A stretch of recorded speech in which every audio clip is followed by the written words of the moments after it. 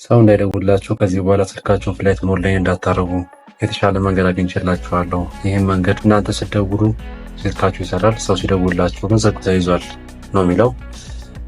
ይህንን በመጠቀም በአጭሩ ስልካችን ሳንዘጋ ፍላይት ሞድ ሳናፈልገው ስልኮች አለመቀበል እንችላለን ማለት ነው። መደወያችንን ገብተን የምታዩትን ቁጥር እናስገባለን። ከዛም በመደወል አክቲቭ ማድረግ እንችላለን። ይህን አገልግሎት አክቲቭ ካደረግን በኋላ ደግሞ መደወል እንችላለን። መሰላል ነክተን ከዛም በኋላ አክቲቭ ሆኗል ማለት ነው። አሁን ምንም አይነት ጥሪ መቀበል አንችልም፣ መደወል ግን እንችላለን። ለማጥፋት ደግሞ ይህን አገልግሎት ከፈለግን ደግሞ